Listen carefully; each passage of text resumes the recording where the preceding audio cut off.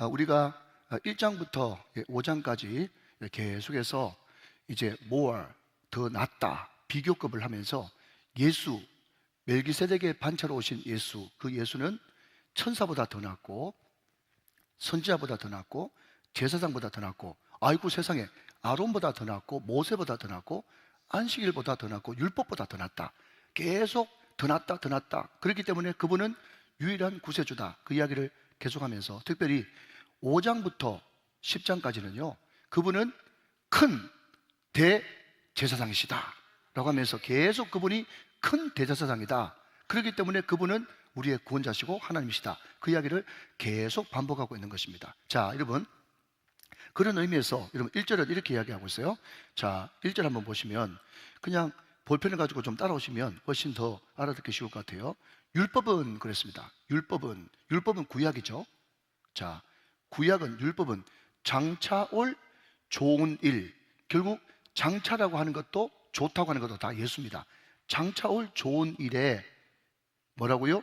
그림자일 뿐이며 참 형상이 아니므로 해마다 늘 드리는 같은 제사로는 나오는 자들을 언제나 온전하게 할 수 없느니라. 그렇게 이야기했어요. 자, 여러분, 중간에 거 다 빼버리면 결론은 뭡니까? 율법은 온전하게 할 수 없다. 자, 쉽죠? 율법은 온전하게 할 수 없어요. 그러나 그럼에도 불구하고 여러분, 율법의 기능이 뭡니까? 율법은 모형이에요. 모형이라는 것은 원형이 있단 말이죠. 저 율법은 또 그림자예요. 그림자가 있다는 말은 실체가 있단 말이지 않습니까? 그렇기 때문에 율법도 우리에게 주는 좋은 유익이 있지만 그러나 그것은 절대로 우리를 온전하게 할 수 없다. 자, 여러분, 만약에 육성훈 장로님 계세요. 제가 있어요. 근데 실체는 전혀 없고 그냥 멀리서 그냥 빛만 비춥니다. 그림자만 있어요. 자, 여러분, 그림자만 보고 저 그림자가 담임 목사 그림자인지 육성훈 장로님 그림자인지 알 수 있을까요? 몰라요. 모른다고요. 생긴 것은 우리 육성훈 장로님이 훨씬 더 잘생겼지만 그림자 보고는 모른단 말이죠. 여러분, 제가 우리 젊은이들의 마음을 좀 활짝 열게 하기 위해서, 여러분, 제가 만약에 서 있는데 제 그림자하고 조인성 그림자하고 구분돼요? 여기까지만 하겠습니다. 여러분, 그림자는 여러분 실루엣은 보이지만 그럼에도 불구하고 코도 눈도 입도 안 보이기 때문에 그림자 보고는 사람을 알아볼 수가 없다. 그게 율법이다. 그렇기 때문에 온전치 못하다라고 하는 겁니다. 자, 그러면 율법의 그림자라 그러고 자꾸 모형이라 그러는데 그러면 율법의 기능이 뭡니까? 라고 물으신다면, 자, 여러분 2절 말씀에 보면 이렇게 이야기하고 있어요. 자, 볼펜 드시고, 그렇지 아니하면 섬기는 자들이 단번에 정결하게 되어 그 다음 다시 죄를 깨닫는 일이 없으리니. 자, 죄를 깨닫는 일이 없으리니. 자, 여러분, 다른 거 다 설명하지 말고 그냥 오늘 본문에 좀 충실합시다. 죄를 깨달을 수가 없어요. 뭐가 없으면? 율법이 없으면 죄를 깨달을 수가 없어요. 자, 3절 말씀 또 봅니다. 그러나 이 제사들에는 해마다 죄를 기억하게 하는 것이 있나니. 자, 구약, 율법, 제사는 뭘 기억하게 하는 겁니까? 죄를 기억하게 하는 거예요. 그러니 율법의 기능이 뭐냐라고 이야기한다면 성경 전체를 가지고 또 율법을 쫙 이야기하면 또 시간이 길어지니까 율법의, 오늘 히브리서 10장 이야기하는 율법의 핵심 기능이 뭔가 하면 율법을 깨닫게 하고 율법을 기억하게 해가지고 아, 이게 죄구나 라는 것을 깨닫고 느끼고 실감하게 만드는 것이 율법의 기능이다. 죄를 기억하고 죄를 깨닫기 때문에 그 죄를 가리기 위해서 뭘 드려야 됩니까?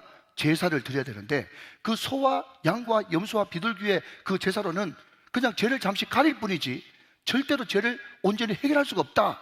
그 이야기를 하는 겁니다. 만약에 그 죄를 온전하게 해결할 수 있다 그러면 한 번 제사로 모든 것이 끝나야 되는데 매번 또 드리고 또 드리고 또 드리고 하는 거 보니까 그 죄를 잠시 잊게 해주고 또 가리게 해주고 하나님께서 그 사람을 만나주시기 위해서 그것을 일방적으로 은혜의 통로로 만드신 하나님의 은혜의 임시 방편일 뿐이지 그 제사가 무슨 대단한 기능을 가진 것이 아니다 라고 이야기했다는 겁니다. 자, 이 말 가운데는 어떤 뜻이 있을까요?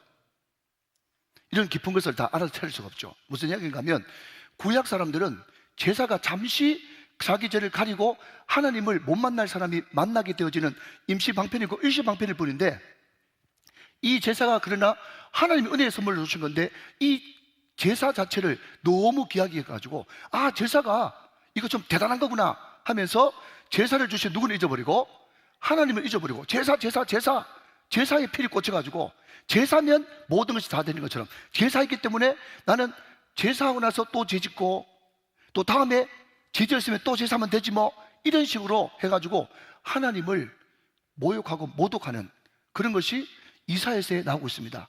뭐라고요? 그렇기 때문에 너희들은 내 마당뜰만 밟을 뿐이고 나는 너희들 제사가 너무 귀찮고 너무 역겨워가지고 어떻게 할 수가 없다 라고 이야기하면서 제사를 주신 하나님께 집중해서 결국은 구약도 신약도 하나님의 마음, 하나님의 본심, 하나님의 진리를 마음속에 가지는 것이 중요한 것이지, 제사가 하나님을 만날 수 있는 길이구나, 이 제사 지내면 죄를 가릴 수 있구나 생각하면서 또 제사 드리고 또 죄짓고 제사 드리고 또 죄짓고, 그렇게 하는 것은 전혀 하나님의 의도가 아니고 하나님이 그것을 보면서 역겨워하시고 슬퍼하신다 라고 말씀하고 있다는 겁니다. 자, 다 아는 이야기지만 우리가 확실하게 머릿속에 각인시키기 위해서 이사야 1장 말씀을 한번 찾아가 보도록 하겠습니다. 이사야 1장 한번 찾아보세요.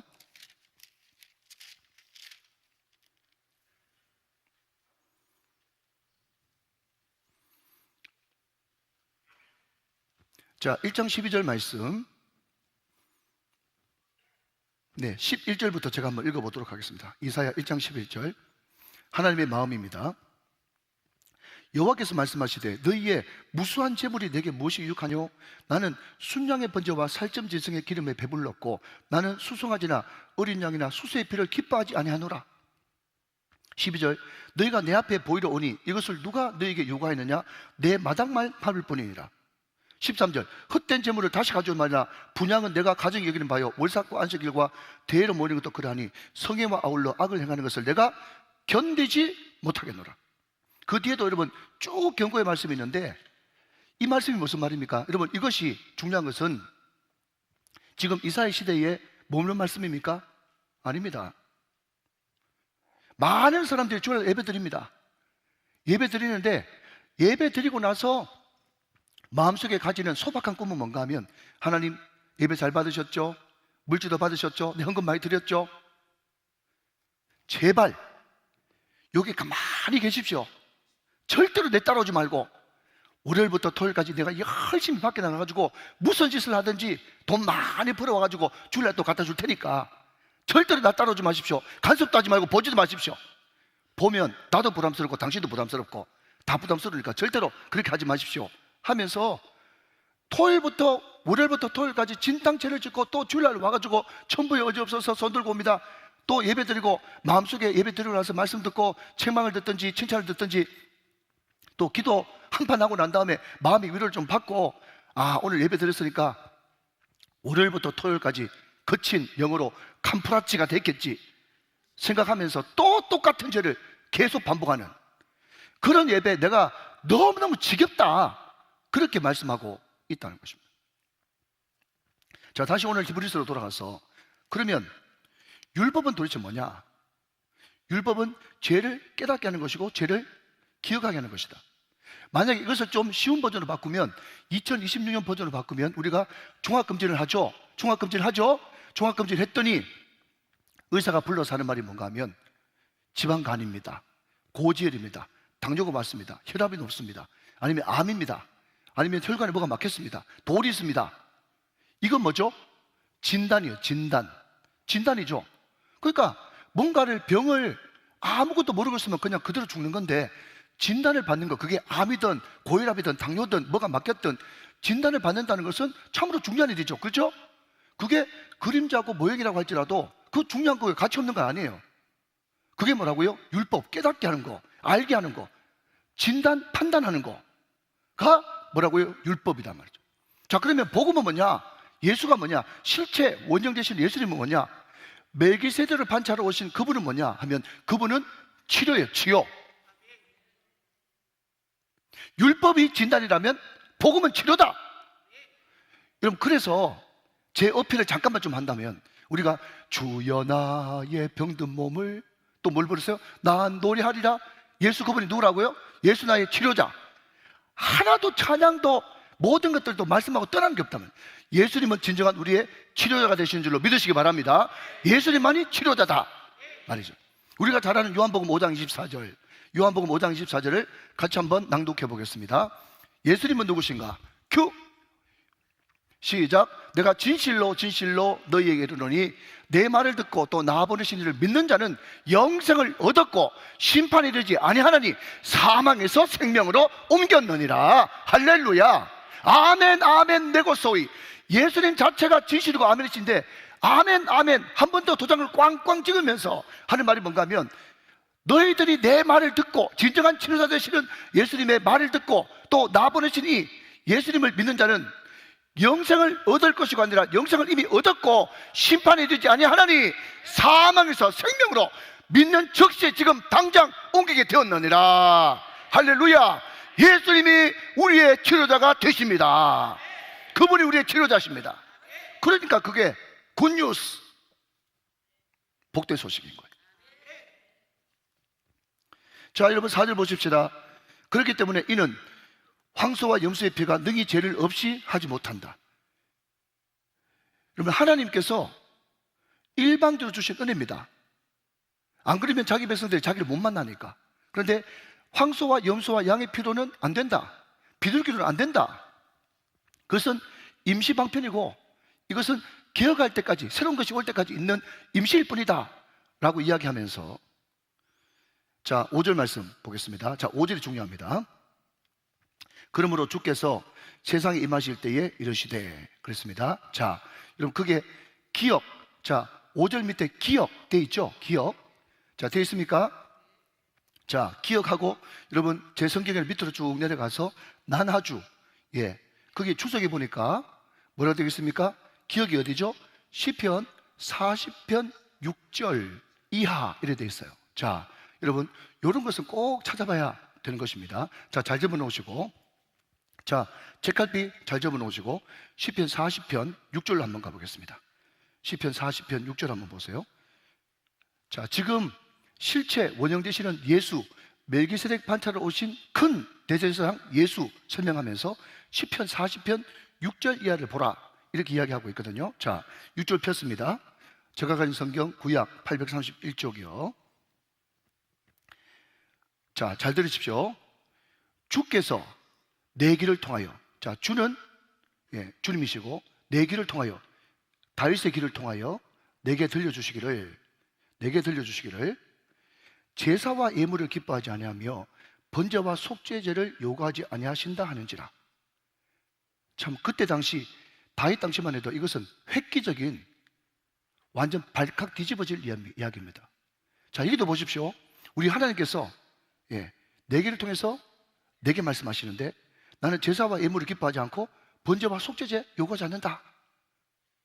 그러면서 여러분 7절 보면, 그때에 내가 말하기를 내가 왔나이다. 자 그때에 내가 말하기를 할 때 이 내가 말하기를부터 따옴표를 해야 돼요.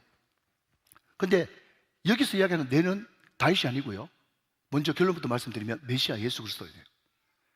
따옴표를 합니다. 7절, 그때 내가 말하기를 내가 왔나이다. 나를 가리켜 기록한 것이 두루마리 책에 있나이다. 그래서요, 자 구약도 신약도 모든 두루마리 책 성경의 주인공은 누굽니까? 예수님이요. 앞으로 오실 메시아, 오신 메시아. 요한계시록은 다시 오실 메시아.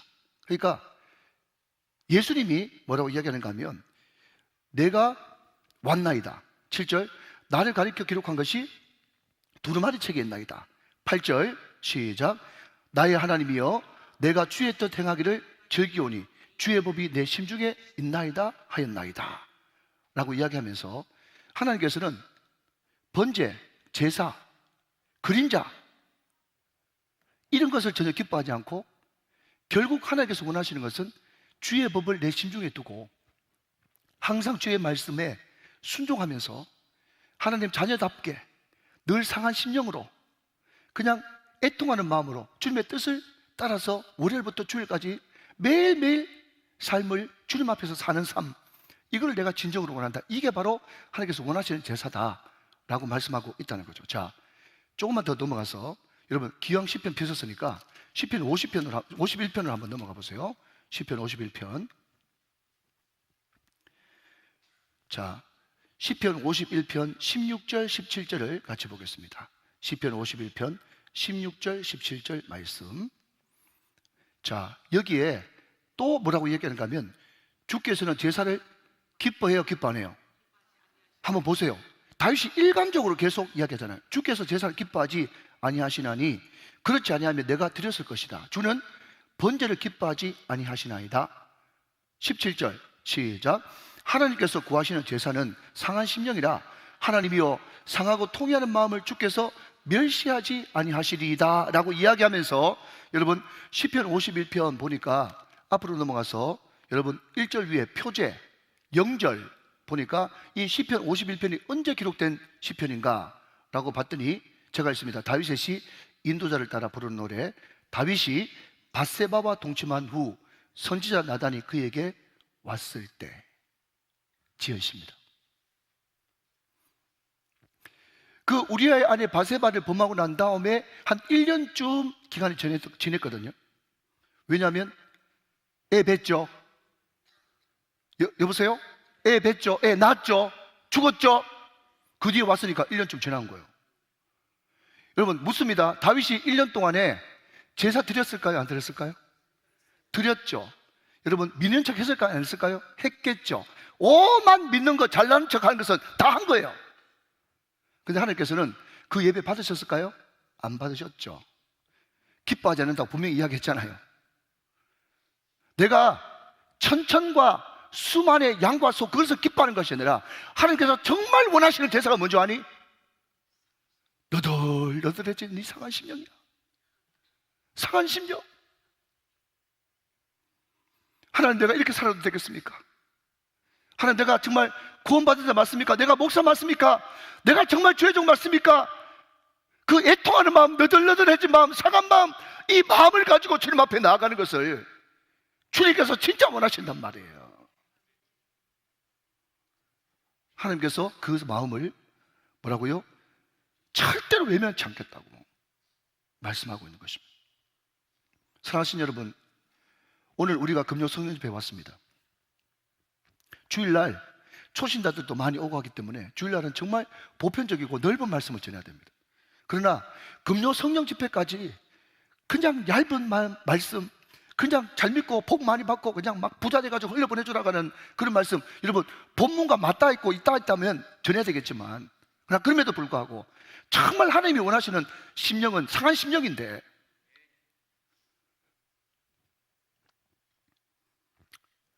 오늘, 아니 정확하게 말하면 어제 제 친구가 죽었습니다. 암으로 먼저 하나님 부름을 받았거든요. 중요한 것은 안타깝죠. 남아있는 사모님 애들 어떡할까 그런 마음도 드는 거예요. 중요한 것은 정말 장수가 복이었다면 우리 예수님 복 못 받았죠. 33살에 죽었는데요. 만약에 잘 먹고 잘 살고 부자가 복이었다 그러면 우리 예수님 실패자죠. 사도 바울 실패자죠. 왜? 예수님이 직접 말씀하시기를 공중에 나는 새도 깃들 둥지가 있고 여도 구리는데 인자는 머리 둘 것도 없다. 홈리스. 세상에 불쌍한 사람이 예수님이에요. 그런데 우리 예수님 십자가에 못 박혀 돌아가실 때 정말 그분이 미치광이가 아니고 진짜 구주가 맞다면 테텔레스타이 33살 때 돌아가시는데 다 이루었대요. 더 이상 이룰 것도 없고 완벽하게 끝냈답니다. 테텔레스타이. 중요한 것은 56에 죽느냐 90에 죽느냐 100에 죽느냐 그게 아니고요. 저도 책을 좋아하기 때문에 역사책 읽어보면 이 사람이 언제 태어나가지고 언제 죽었다 그런 말 있지 않습니까? 그런데 한 100년, 200년 전, 300년 전 사람이면 그 사람이 그냥 70에 죽었는지 50에 죽었는지 80에 죽었는지 안타깝지도 않아요. 중요한 것은 그 사람이 이 땅에 살면서 정말 무엇을 바라보면서 무엇을 붙들고 살았는가, 어떤 의미 있고 가치 있는 삶을 살았는가, 그게 중요한 것이지 중요한 것이 아니에요. 제가 슬쩍 팁을 드리겠습니다. 죄송하지만 제 누나도 의사잖아요. 제 매형도 의사거든요. 저희 집이 똑똑합니다. 웃으라고 하는 소리예요. 무슨 이야기인가 하면 제 누나가 그냥 가족들 모임할 때 그냥 우스갯소리를 한 말이니까 그냥 새겨 들으십시오. 그게 뭔가 하면 봄에는 웬만하면 절대로 병원 가가지고 큰 수술하지 말래. 왜냐하면 그때 인턴 레지던트가 이제 12월 달, 1월 달에 막 입학해가지고 완전 생자가 돼가지고 마루타 노릇 시킨다는 거예요. 마루타. 그래서 잘못하면 큰일 난대요. 그래서 언제 수술하면 좋냐 그랬더니 가을에 하래, 가을에. 좀 익숙해지면. 그래서 보통 이렇게 쭉 보면 병원 가서 수술해가지고 봄에 수술을 실패하는 확률이 많은데 가을은 좀 성공할 확률이 많답니다. 자, 그런데 문제가 뭔가 하면요. 그런데 우리가 10월 달이 되면 10월 1일 날 국군의 날 있고 10월 3일 날 개천절이고 10월 9일 날 한글날이지 않습니까? 보통 한 7, 80에 죽으면 10월 3일 날 죽은 거고 좀 일찍 죽으면 10월 1일, 좀 늦게까지 살면 10월 9일 그 차이예요. 아직까지 못 알아듣는 분이 2분 계십니다. 꼭 옆에 있는 장로님한테 물어보시기 바랍니다.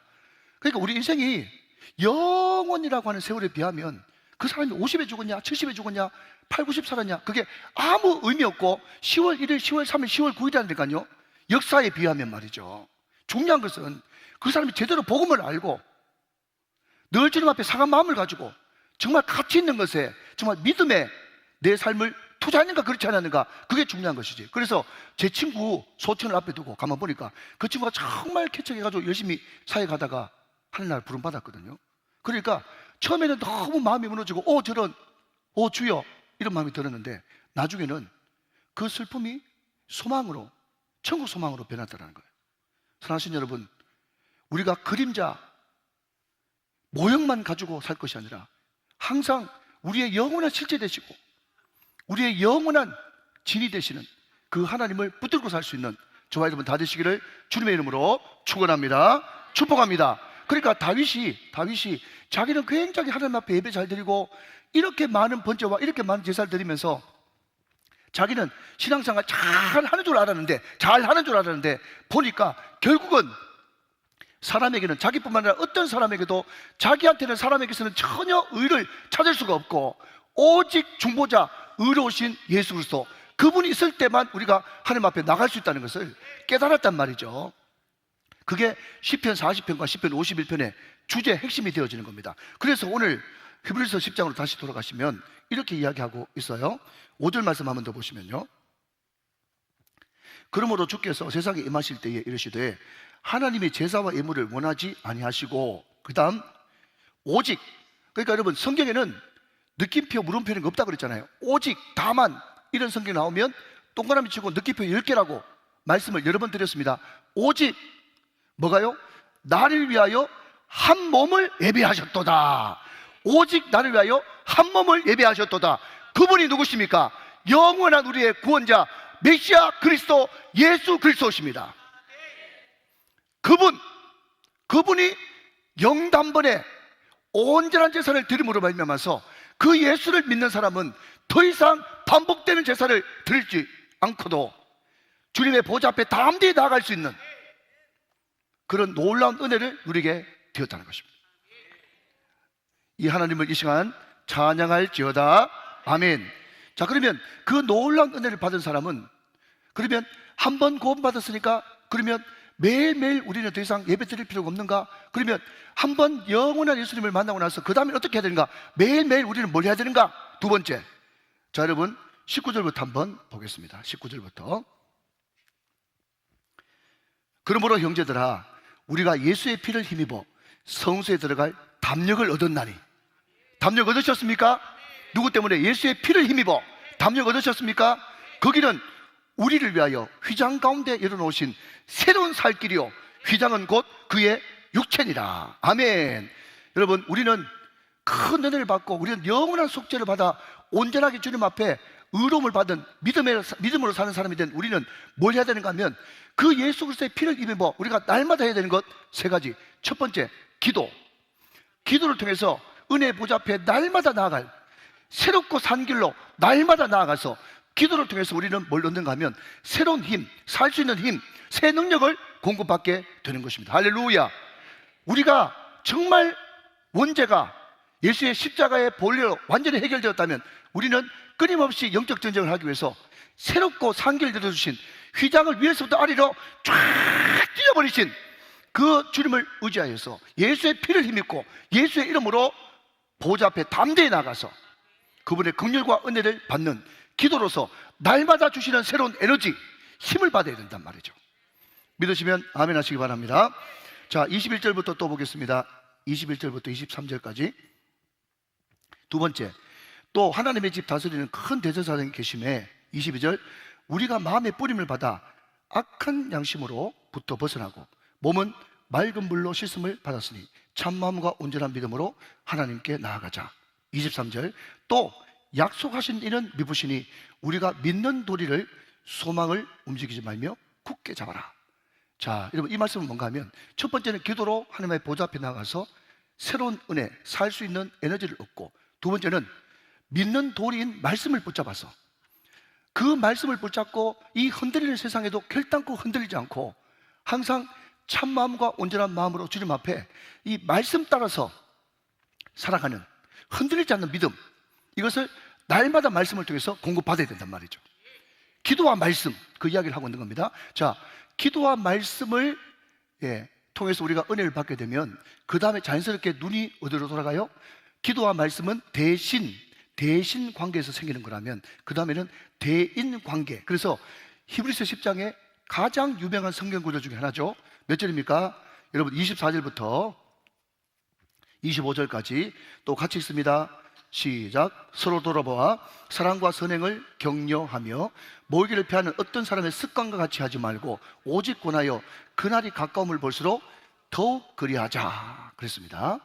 자, 사랑, 서로 돌아보아, 이게 케어, 영어로 케어고 헬라어로 카레인데, 이 돌아본다는 말은 뭔가 하면 그 사람 삶 속에 들어가다, 이런 뜻이에요. 그 사람 삶 속에 들어가다, 그 사람 삶 속에 들어가는 거예요. 자, 여러분, 다들 한번 보십시오. 우리가 지난주 짧은 말씀이었지만 우리가 시편 132편을 한번 떠올려보면 다윗이 맹세까지 하면서 내 모든 삶의 가치는 언약궤입니다, 성막입니다 하면서 내가 지금 가고 있는 다윗성, 다른 말로 시온성, 또 다른 말로 예루살렘에 들어오기 전까지는 나는 먹지도 않고 졸지도 않고 자지도 않고 내가 한눈 팔지 않고 여기만 집중하겠습니다 하면서 찾았더니 기럇 여아림 나무밭에서 찾았도다. 기억나시면 아멘. 그렇게 열심으로 언약궤에 열심을 두었더니, 맹세까지 하면서 열심을 두었더니 하나님도 참 재밌게도 너 맹세해서 나도 너한테 맹세할게 하면서 그 후손을 통해서 왕이 계속 이어지게 하시고, 하나님께서 영적인 복을 주시고 육적인 복을 주시고 모든 식료품에 넘치도록 복을 주시는데, 그 식료품에 복을 주신 이유가 뭔가 하면 빈민도 같이 그것을 누리게 하기 위해서. 결국 하나님께서 우리에게 복을 주시는 것은 나 혼자 잘 먹고 잘 살려고 하는 것이 아니라 네가 축복의 통로, 이것을 다른 말로 하면 성부, 거룩한 부자, 성부가 돼가지고 성빈이 있어요. 성빈이 뭐죠? 거룩한 가난한 사람. 누굽니까? 선교사님들이에요. 또 누굽니까? 미자랄교회, 개척교회, 여러분 농어촌교회 목사님들. 저도 한때는 미자랄교회, 개척교회 목사님들 정말 전전긍긍하면서 목회하는 걸 보면서 저분이 나보다, 죄송합니다, 정말 입에 올리기 미안한데 나보다 열심히 안 해서 그래, 나보다 못해, 그러니까 저렇게 큰 목회를 못하지, 이런 생각을 했거든요. 근데 여러분, 저 강원도 오지에, 저 낙도에 서울대 나오고 정말 인류대학 나왔으면서도 그 영혼 5명, 6명, 3명, 2명 끌어안고 지금도 눈물 흘리면서 그분들 업고 다니면서 목회하시는 목사님들 있는 거 아십니까? 눈이 어두워서 그렇지, 눈이 떠지니까 정말 내가 교만하고 이 인간 쓰레기구나 이런 생각이 들 정도로 훌륭한 분들이 많아요. 성빈이에요. 그분들 성빈. 열심히 사역하고 한 영혼의 목숨 걸지만 돈은 없어요. 자, 그러면 뭐 여러분, 제가 여러분들이 대답도 안 하실까 싶어가지고 무조건 나라고 제가 대답을 드립니다. 그러면 그분들 누가 도와야 돼요? 우리가 무엇이 돼요? 성부가 돼요. 우리가 거룩한 부자 성부가 돼요. 성빈에게 흘러보내주는 거예요. 여러분, 참고로 말씀을 드리면, 여러분, 제가 그 예수전도단 YM에서 훈련을 받았지 않습니까? 예, 그러니까 뭐 YM 출신 선교사님들, 목사님들 막 여러 분들이 막 찾아와요. 그런데 그분들이 얼마나 담대한가 하면요, 그분이 이번에 아울리치 어디로 갑니다, 뭐 한 달 어디로 갑니다 하면서요, 꼭 갈 때 잊어버리지도 않고 선교 편지를 주고 가요. 선교 편지를 주고 가는데 거기 보면 후원 계좌, 그게 항상 붙어 있어요.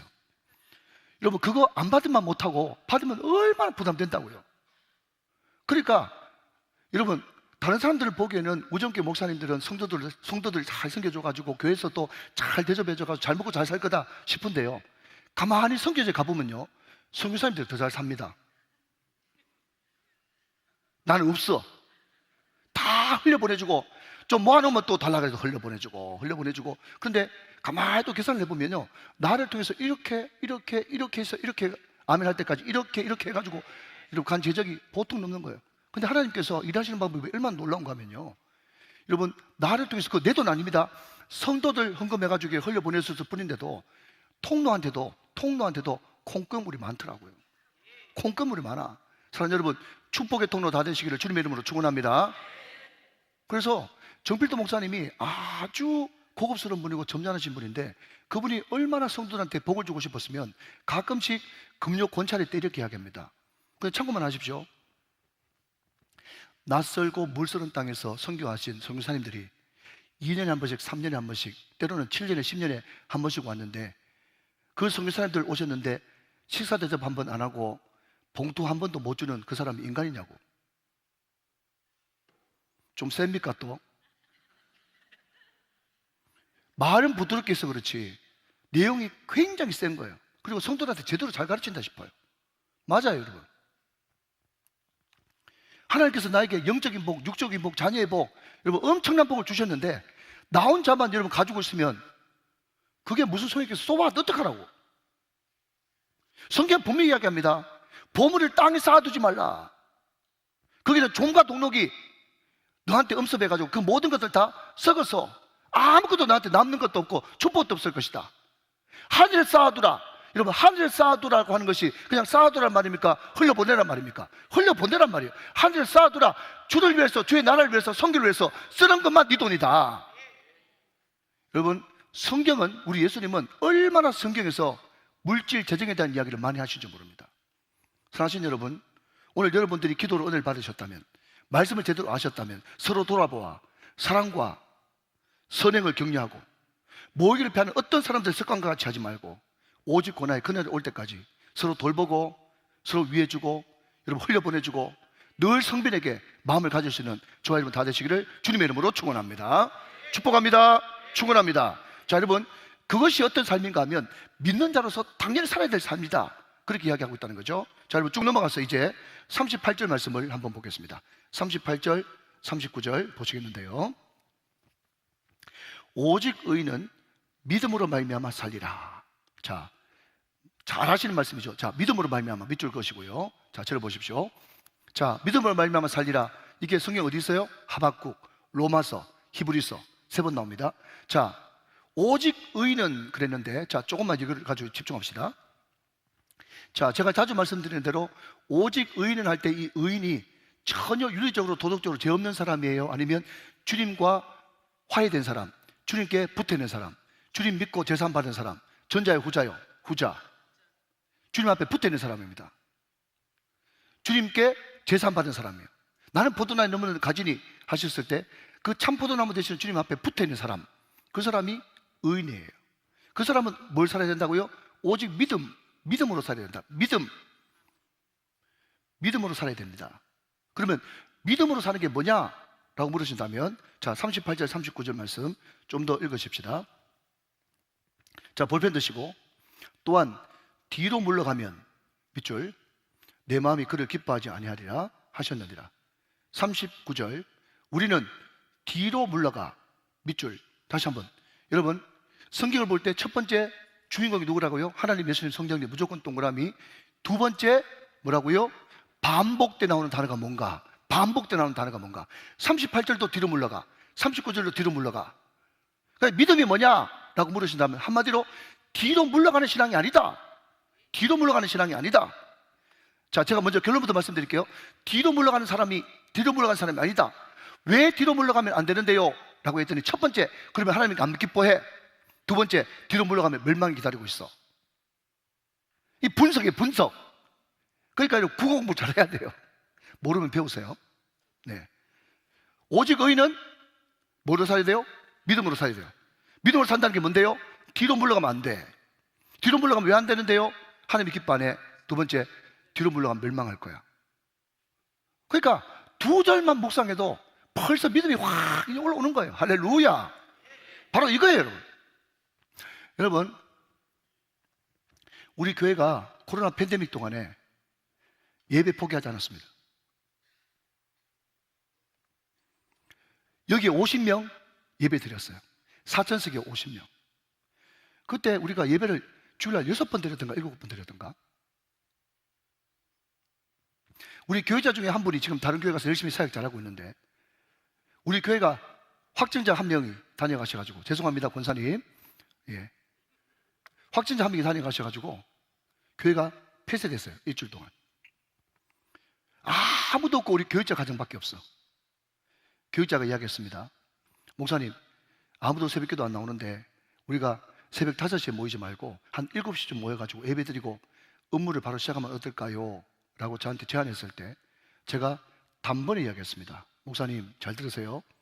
목사님이 앞으로 담임 목사가 됐을 때 10년 전에 15년 전에 아니면 5년 전에 예동열 목사가 주일날 어떤 설교했는지 기억나시겠습니까? 기억 안 나죠? 아마 모르긴 몰라도 저도 그랬으니까 목사님도 예가 아닐 텐데, 목사님이 담임 목사 돼가지고 예 목사 생각할 때 기억나는 거는 코로나 때 우리 목사님 교회 폐쇄됐을 때 그래도 새벽 5시에 자리 지켰어. 성도가 있든 어떤 상관없이. 그게 목사님 평생에 큰 울림이 될 겁니다. 목사는 강단 지키는 사람이에요. 그래서 수많은 우리 선배들은 전쟁이 나도 가족들 다 피난시켜 놓고 목사님들 강단 지키다가 순교했습니다. 그때 우리 성도들한테 제가 눈을 강조했던 말은 뭔가 하면, 장로님, 집사님, 권사님 기억나시죠? 제가 지금 코로나 팬데믹 3년 동안에 마치 모래주머니를 차고 산행을 하는 것 같습니다. 그러나 걱정하지 마십시오. 우리가 끊임없이 사람들이 뭐라고 하거나 말거나, 선배님, 목사님 나라에서 좀 시키면 좀 따라하십시오. 그 몇 주 예배 안 드린다고 어떻게 되겠습니까? 라고 했었을 때, 그런 소리 하지 마라. 난 예배를 멈출 수 없다. 마치 모래주머니 차고 산을 올라가는 것 같지만 제가 그때 담대하게 선포했습니다. 모래주머니 벗는 날 한번 보자. 제 예언은, 제 믿음은 틀리지 않아서 그때 목숨 걸고 예배 드리는 교회 더 부흥됐습니다. 그때 현수막 붙이고 우리 교회는 목숨보다 더 소중한 예배를 여러분을 위해서 예배 안 드립니다. 그게 마치 뭐 큰 잘하는 것처럼 현수막 붙이고 예배 안 드리는 거 떠들었던 교회, 대단히 죄송합니다. 극단이라고 이야기해도 상관없어요. 지금 다 어려움 겪고 그 목사님들 거기에 없습니다. 팩트입니다. 사랑하시는 여러분, 뒤로 물러서면 하나님이 기뻐하지 않습니다. 물러서지 마십시오.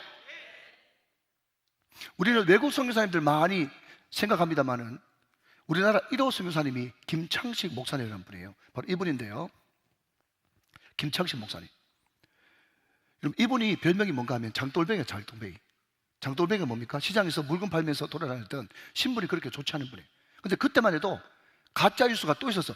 지금 이 시대만 가짜 뉴스가 있는 건 아닙니다. 그때도 가짜 뉴스 있었어요. 그때 가짜 뉴스가 뭔가 하면은 서양 사람들이 어린아이들 간 빼먹는다 하더라. 그런 소문이 조선 천지에 돌아다녔어요. 그래서 이 사람이 장돌뱅이지만은 머리가 또 반듯반듯하고 또 호기심이 많았단 말이죠. 그래서 내가 정말 그 노랑머리 파란 눈 그 선교사들 애들 잡아가지고 간 빼먹는지 보려고 그 선교사님 집에 위장 취업을 했다는 거 아닙니까? 위장 취업. 그냥 하인으로, 머슴으로 위장 취업을 했어요. 근데 위장 취업을 해보니 선교사님들이 간을 빼먹기는커녕 너무 인격적으로 잘 대해주고, 와, 정말 양반도 이런 양반이 없어. 이 진짜 양반이 여기 있구나 생각하면서 그 선교사님들의 그 행동과 말에 감화를 받아가지고 예수를 믿고 세례를 받아. 그리고 우리나라 첫 평양신학교 목사 안수를 받습니다.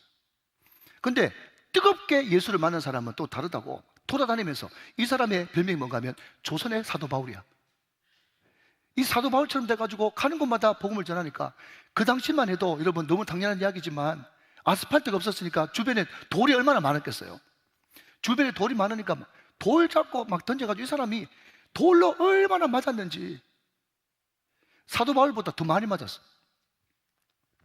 사도 바울이 예수를 믿고 완전 헷가닥 돌아가지고 내가 동족의 위험, 강의 위험, 여러 날 굶고 돌로 맞고 40에 하나 감한매를 맞고 그렇다고 할지라도 나의 달려갈 길과 주 예수께 받은 사명, 이 사명을 이루기 위해서는 나의 생명도 조금 더 귀한 것으로 여기지 아니하노라. 할렐루야. 사도 바울이 그렇게 고백했던 것처럼 절대로 사도 바울도 예수를 제대로 만난 사람은 저는 부족하지만 우리 김창식 목사님 같은 분은 돌 맞아가 죽는 그런 순간들을 너무너무 많이 거쳤음에도 불구하고 뒤로 물러서지 않았습니다. 이게 믿음의 사람의 행동 방식.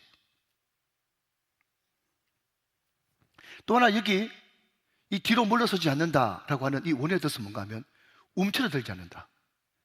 한마디로 말하면 쫄지 않는다는 거예요. 많은 분들도 목회를 너무너무 크게 잘하시는 그런 분들도 만약에 제가 한 3,000명 목회하지 않습니까?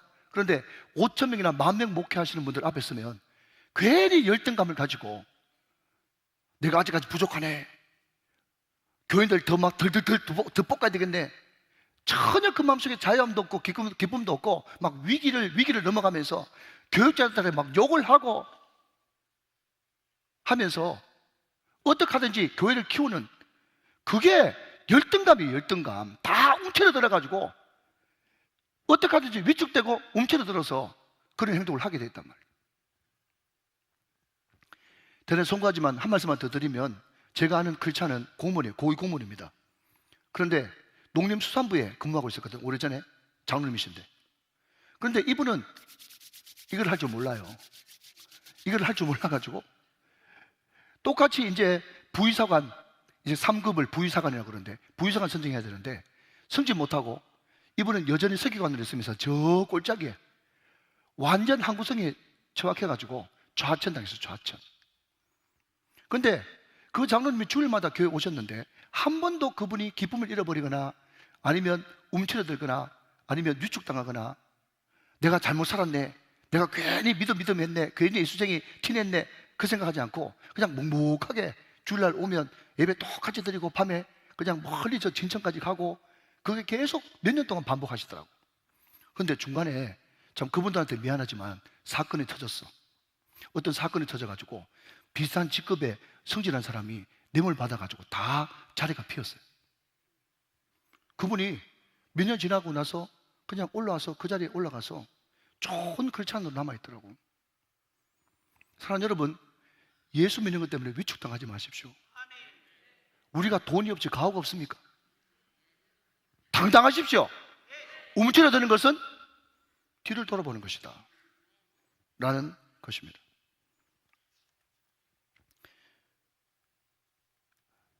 좀 전에도 말씀드렸지만 왜 뒤로 물러서면 안 된다고요? 첫째가 뭐라고요? 하나님 기뻐하지 않고. 두 번째는요? 그래서 멸망의 길이기 때문에 그렇다. 그러면 하나님 기뻐하지 않고 멸망의 길이기 때문에 우리는 뒤로 물러가지 않고 어떻게 해야 되는데요? 라고 물으신다면 여러분 35절을 같이 보겠습니다. 35절, 10장 35절 같이 읽으세요. 시작. 그러므로 너희 담대함을 버리지 말라. 이것이 큰 상을 얻게 하느니라. 할렐루야. 뒤로 물러서지 않기 위해서는 뭐가 있어야 된다고요? 담대함. 담대함. 하나님을 의지해서 담이 커지는 거예요. 담대한 사람은 어떤 순간을 만나도 어떤 찬양을 부릅니까? 기도할 수 있는데 왜 염려하십니까? 기도하면서 왜 걱정하십니까? 그런데 담대하지 않고 약한 사람은 뭐라고요? 염려할 수 있는데 왜 기도하십니까? 근심하면서 왜 기도하십니까? 그게 담대하고 또 쫄보의 차이입니다. 담대하다. 주님 의지하면 하늘과 우주의 모든 것을 잡고 계신 분이 하나님이신데 내가 왜 담대하지 않을 수 있단 말인가? 담대하게, 예의 바르게, 겸손하게, 그러나 담대하게. 이것이 묘하게 잘 섞여가지고 저 사람 보니까 굉장히 예의 반듯하고 겸손한 것 같은데 그럼에도 불구하고 눈빛은 살아있고 담대하고, 거기서 세상 사람들은 두려움을 느끼면서 조용히 니고데모가 조용히 밤에 찾아오는 것처럼 찾아와서 그 비결이 뭐지? 그 소망에 관한 이유를 묻는단 말이죠. 정답은 예수. 그것을 이야기할 때, 와, 예수 믿으면 그렇게 되냐? 그게 바로 생활 전도 내지는 삶의 전도라고 이야기를 하는 겁니다. 이 담대함을 계속 유지하기 위해서 우리가 가져야 되는 건 마지막입니다. 36절 읽고 말씀을 마치도록 하겠습니다. 36절 읽습니다. 시작. 너희에게 인내가 필요함은 너희가 하나님의 뜻을 행한 후에 약속하신 것을 받기 위함이라 그랬습니다. 자, 정리합니다. 뒷부분만 먼저 정리해 보면, 우리는 어떤 일이 있어도 믿음으로 살아야 된다. 믿음으로 산다는 게 뭔데요? 뒤로 돌아가지 않는 거다. 뒤로 돌아가면 왜 안 되는데요? 하나님 기뻐하지 않고 멸망이야, 멸망. 그러면 하나님을 기쁘시게 하고 멸망하지 않고 우리가 뒤로 물러서지 않게는 뭐가 필요한데요? 담대함이 필요해요. 담대함. 담대해야 돼. 담대함에 또 하나가 더 붙인다면 뭐가 필요합니까? 인내가 필요해. 인내. 성경이 딱 맞잖아. 기가 막히잖아. 기가 막히시면 아멘. 여러분, 이게 큐티의 능력이에요. 인내. 인내는요, 버티는 겁니다. 다시 한번요, 뭐라고요? 그 사람이 강해서 버티는 게 아니라 버텨내니까 강한 겁니다. 사랑하는 여러분, 버티십시오. 반드시 좋은 날이 옵니다. 하나님을 사랑하는 자, 곧 그 뜻대로 부르심을 입은 자들에게 모든 것이 반드시 합력하여 선을 이루는 역사가 나타납니다. 그런데 여기에 제가 강조하고 싶은 것은 이 인내라고 하는 이 단어에 헬라 원뜻에 어떤 뜻이 포함되어 있는가 하면, 인내라고 하는 이 단어에 때로는 인내를 위해서 자기 소유물까지 손에 있는 것도 감수하는 것, 이런 뜻이 포함되어 있어요. 이렇게 이야기하면 머리 좋은 사람들은 이렇게 이야기합니다. 목사님, 그거 성경에 무슨 근거가 있습니까? 이렇게 물어보잖아요. 물어봐야 돼요.